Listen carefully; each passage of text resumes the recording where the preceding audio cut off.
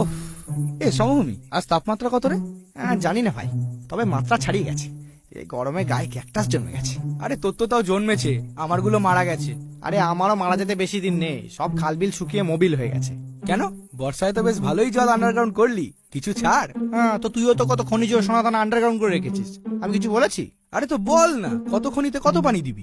হবে না ভাই, আমার মাটি উর্বর রাখতে ওইটুকু জল লাগবে। ঠিক আছে, তোর এই বর্বরতার কথা মনে থাকবে। আরে বিশ্বাস কর মালভূমি, যেটুকু খাবার জল আছে সেটা আমারই চলবে না, এক্সট্রা ধোবার জল থাকলে তোকে নিশ্চয়ই দিতাম। মানে সেবার 5 কেজি সোনার বদলে যে 5 লিটার মিনারেল ওয়াটার দিলি, ওটা ধোবার জল ছিল? দুর্বোকা, ধোবার জল হতে যাবে কেন, ডোবার জল ছিল।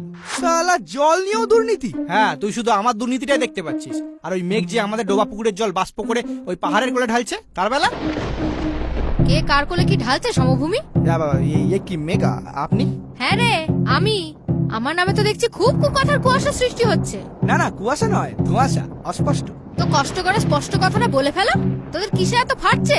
কিসে আবার? এই গরমে আমাদের মাটি ফেটে ফাঁক হয়ে যাচ্ছে, আর যত বৃষ্টিপাত তাক করে শুধু ওই পাহাড়ের কোলে ঢালছেন। এ আপনার কেমন অসমনীতি? রাজনীতি। এই, আমার জলীয় বাষ্প আমি কারো কোলে ঢালবো না হলে ঢালবো সেটা আমার ব্যাপার, এতে তোদের কি বে? তোদের কি মানে? জলীয় বাষ্পের জলটা তো আমাদের জলাশয় দিকেই নিচ্ছেন। তো মাটি লাগা জলাশয়ের জলটা কি তোর বাবা ভরে, নাকি চোরাই জলের কল দিয়ে ওগুলো ভরিস? আর আমার পিছন দিয়ে কি তাপ বেরোয় যে আমি জল বাষ্প করবো?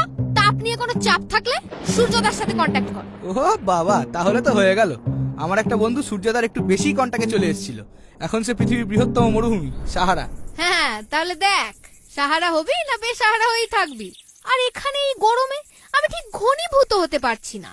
এখন মন চাইছে শীতল ওয়েদারে ধাক্কা খেতে পাহাড়ে, করতে শৈলক্ষেপ বৃষ্টিপাত, ভিজিয়ে দিতে প্রতিবাদ। উফ, ফার্স্ট ক্লাস। উফ, পুরো 18+। ফার্স্ট ক্লাস তো লাগবেই, উঁচু ভূমি, আবার পর্বতের ছেলে, তেলা মাথায় তেল দেয়া আর কি। ভাই, ওটা ভেজা মাথায় জল দেওয়া হবে না? চুকার, আর একটা কথা বললে মুখে বাজ মেরে দেবো। হ্যাঁ, সেটা অন্তত করুন না, অন্তত বৃষ্টিপাত তো হবে। কিন্তু যে গড় যায় সে তো বর্ষায় না। বর্ষায় ডুবিয়ে মারবো তোকে মালো। হ্যালো হ্যালো ক্লাউডি বেবি, আসো। না, যাবো না। তোমার কাছে গেলে তুমি আমায় ঘনীভূত করে আমার বৃষ্টিপাত করিয়ে দাও। বেবি, তোমার কালো মুখ দেখলে আমার ভালো লাগে না, তাই তো বৃষ্টিপাত করিয়ে দিই। ওমা তাই? আমার দুষ্টু হিল, দাঁড়াও যাই। এই এয়ার বাস।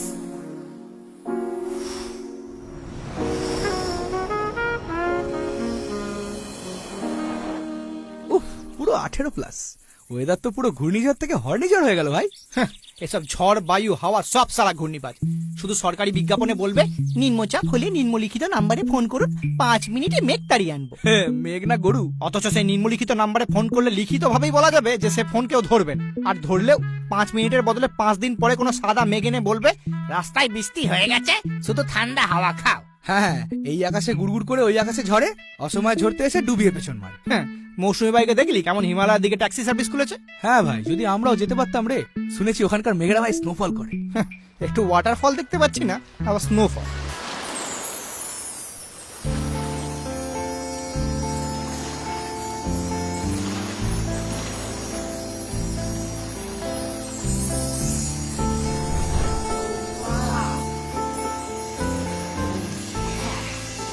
এক্সকিউজ মি ল্যান্স, আমি কি আপনাদের উপর দিয়ে প্রবাহিত হতে পারি?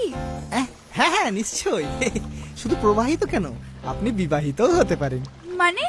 মানে বিভিন্ন দিকে প্রবাহিত হতে পারেন। ও বাবা, বিবাহিত মানে যে বিভিন্ন দিকে প্রবাহিত হওয়া, তা তো জানতাম না। কোন নদীও যে এতটা প্রবাহিনী, তরঙ্গিনী আর স্রোতস্বিনী হতে পারে, সেটাও তো আপনাকে না দেখলে জানতাম না। ও রিয়েলি?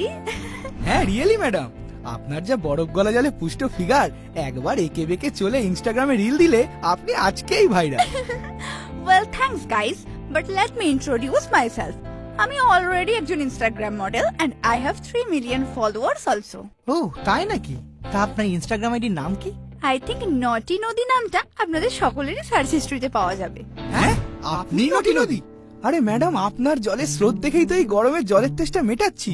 আর দেখেছেন, মুখ দেখে চিনতেই পারিনি। ইটস ওকে, মুখ তো দেখাই না, চিনবেন কি করে? But if you want to see more, please check my bio. Now please tell me, কার উপর দিয়ে যাব?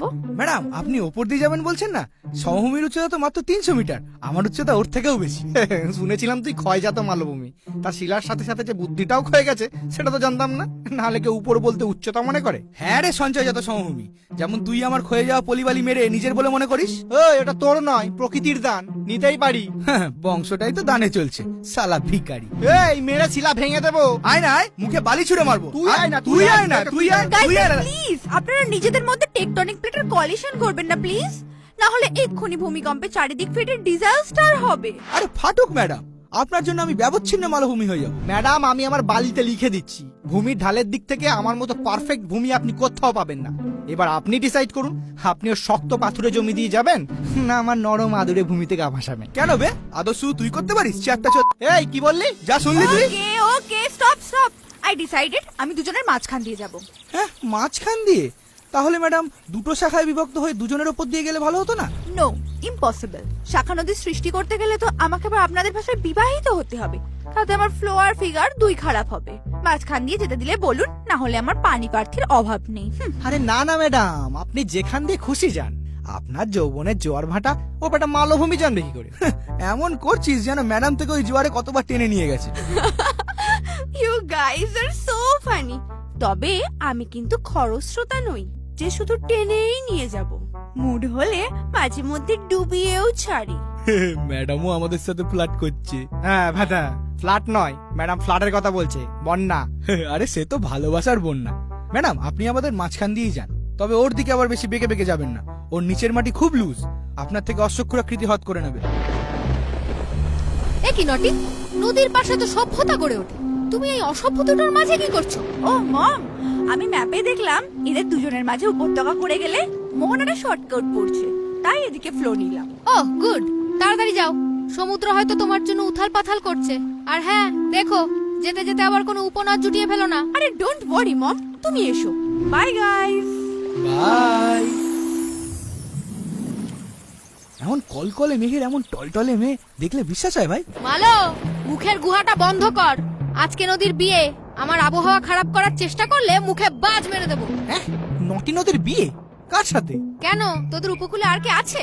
হ্যাঁ, সমুদ্র? আরে ও তো একটা পাক্কা নোনতা ঢেউবাজ, ওর অলরেডি কয়েকশো নদীর সাথে বিয়ে হয়ে গেছে। হ্যাঁ তো, অত বড় জলরাশির একজনের জলে পোষায়? আর জানিস না, পৃথিবীর 3 ভাগ জল আর 1 ভাগ বোকার দল, তো সূর্যোদয়ের তাপে মোট জলীয় বাষ্পের 3 ভাগ তো ওই সমুদ্রই দেয়।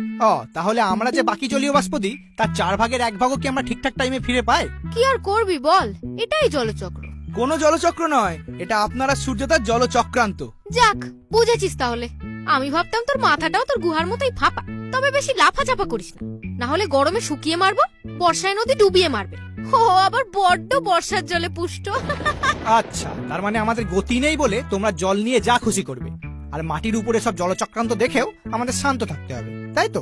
ঠিক তাই, শান্ত থাকলেই জ্যান্ত থাকবি, কারণ জল মানে জীবন।